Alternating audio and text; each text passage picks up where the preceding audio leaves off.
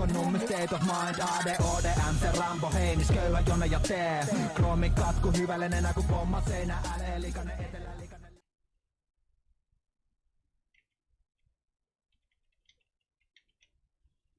Back for another episode of Battlefield War Stories. We're on the 5th one, which I think is the last one. There's other ones that are multiplayer and whatnot, but we'll get into those later sometime, maybe. Let's get into it. In the deserts of Arabia, an insurgency war was raging years before I got to France. Tribes of Bedouins had united to fight a war that was very different from the one we fought in the trenches. Using small, mobile units, they challenged the might of an empire, and they were rallied around the ideas of a single, influential warrior. Ideas of freedom and change.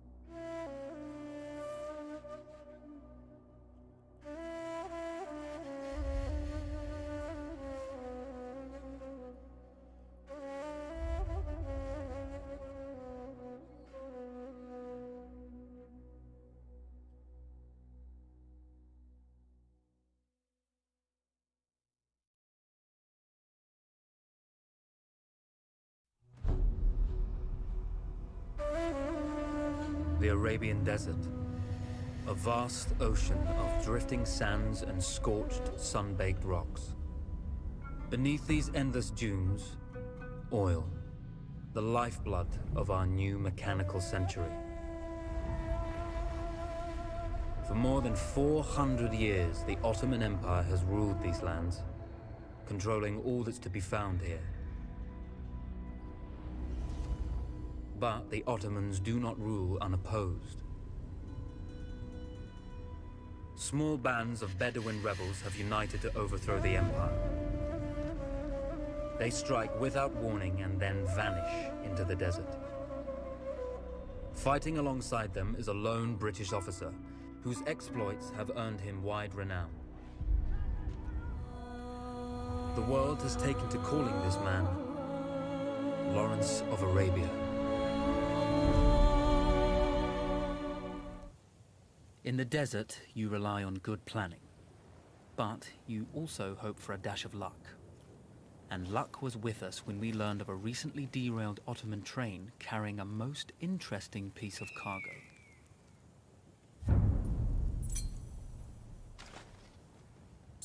A small patrol had joined the Ottomans who survived the crash. Together, they guarded the wreckage and waited for reinforcements.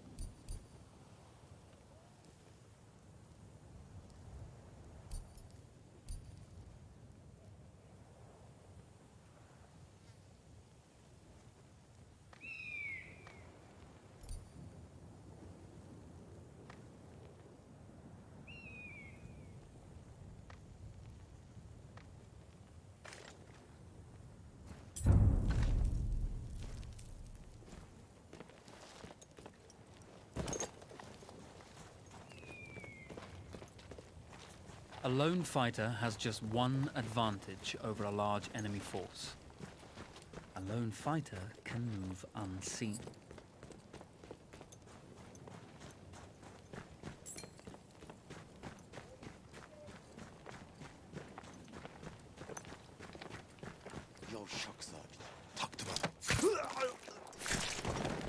The tribesmen fought unconventionally, using weapons they knew well. Endurance, individual intelligence, and courage were their primary assets.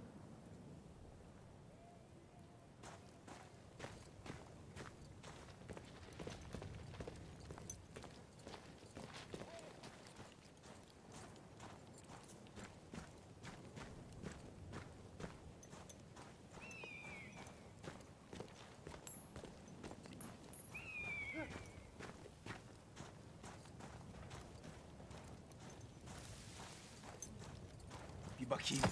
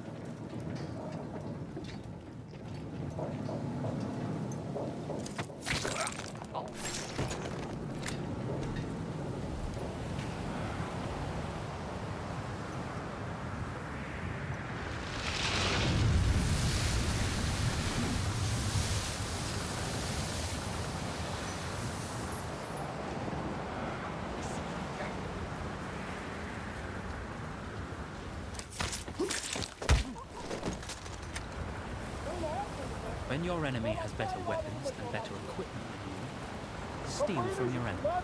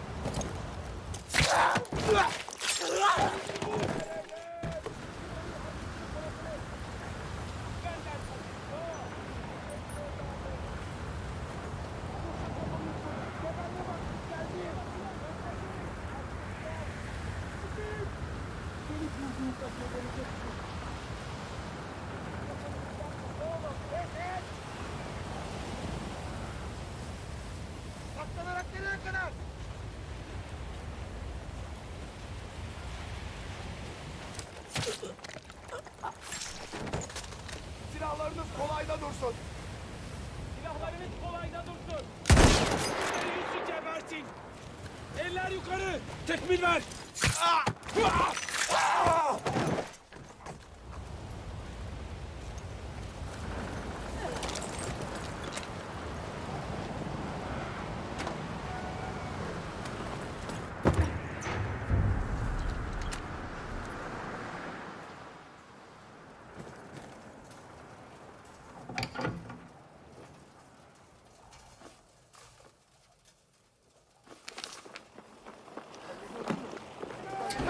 Vaziyetini bozma. Tamam. It's over.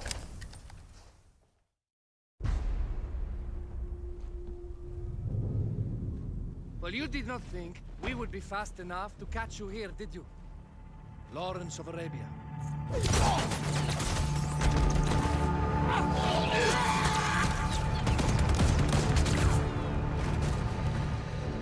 Actually, I was rather depending on it. Lawrence. Well, this is very clever. Now the hunter becomes the hunted. So who might you be? How enchanting you are, my dear. Ahmed, I'll show you enchanting. If it weren't for you, I'd be free. Free, is it? You'll be free when you're dead. And I'm happy to tell you, the Empire intends to grant you all this freedom very soon. Even now, an engine of destruction scours this desert, obliterating your allies, your families, your homes. Soon there will be nowhere to run. Nowhere to hide. Soon all that you know, and all that you love, will be ashes. You will all be free to die. Oh, you animal! Zara.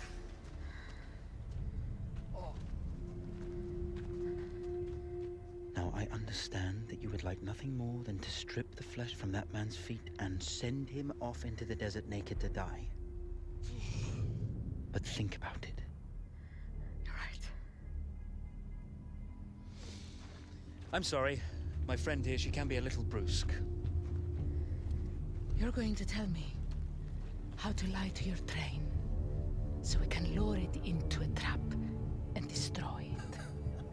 Impossible. To even begin to talk to that train, you would need an entire book of communication codes. Oh, like this one, you mean? You can never stop the progress of machines!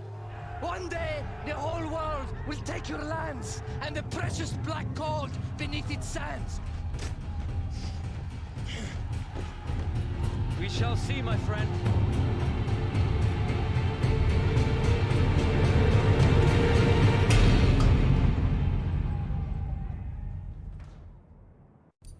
Of course, obtaining the codebook was not enough. To destroy this Iron Dragon, this Canavar, as the Ottomans had named it, we had to send it 3 encrypted messages telling it to stand down. There were Ottoman outposts scattered along the railroad tracks. The commanders there carried high-priority message capsules. We had to use those to send our orders. Infiltrating the village wouldn't be easy. A full detachment of Ottoman soldiers had occupied it. The Ottomans had chosen an isolated location for their desert outpost. It seemed lightly defended. It was also well stocked with arms and equipment. The ancient ruins were all that remained of a civilization now lost to time. The Ottoman Empire brought in the modern world with a host of armored vehicles and field guns. 3 commanders to eliminate, 3 personal message capsules to be stolen, and then sent with our false orders. How Zara tackled this dangerous and audacious mission was up to her.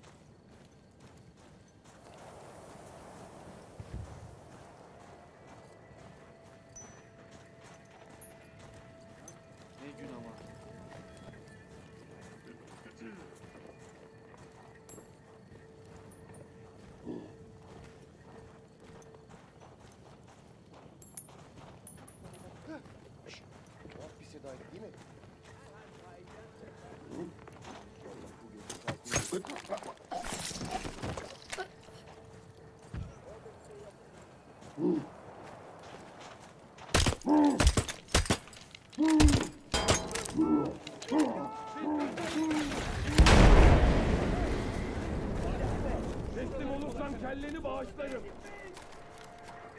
Orada olduğunu biliyorum. Bu mevkiye dal! Kardeşimiz vuruldu! Kardeşimiz vuruldu! Kahpe çocuğu! Ortaya çıkmazsan gebereceksin! Ateş etmeyin, iptal et! Arayı kapa! Dübür! Bizden biri vuruldu!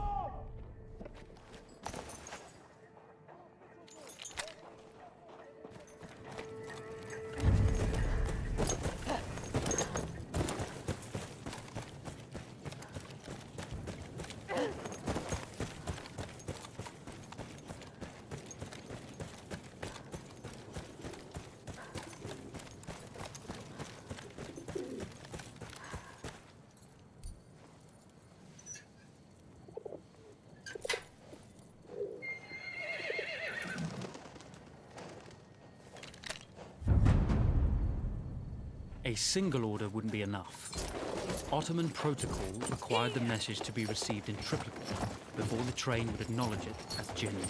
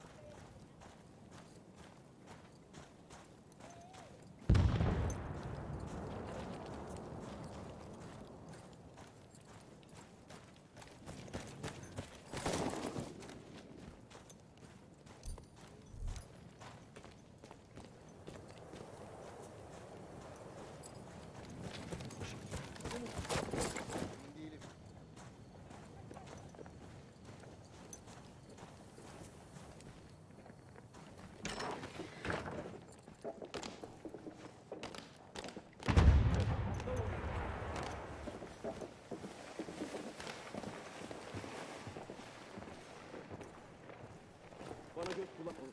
Ne olur ne olmaz.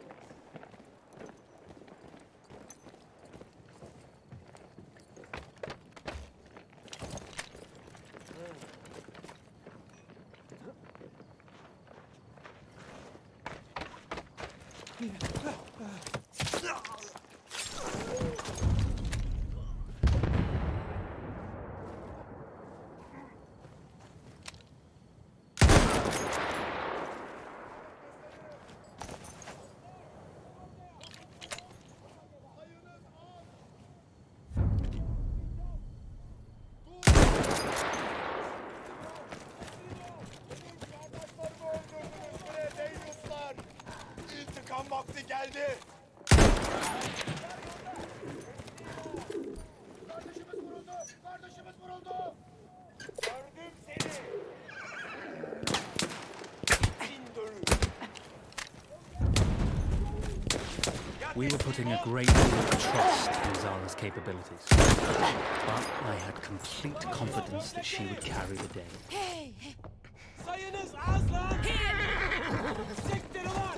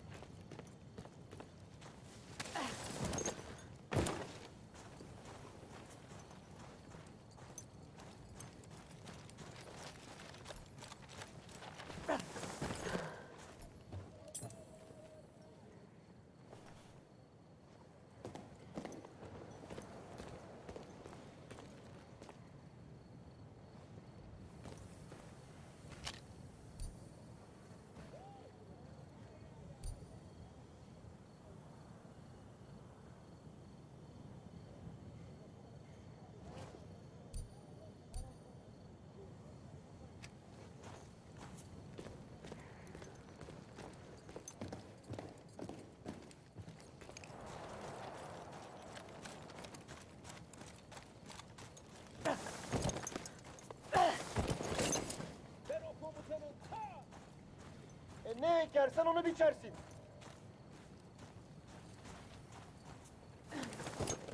Nasıl gidiyor? Attırlanıp yan gider.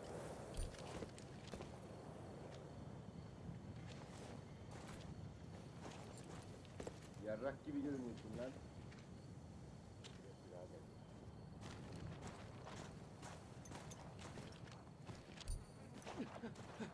Şu tarafta bir şey var.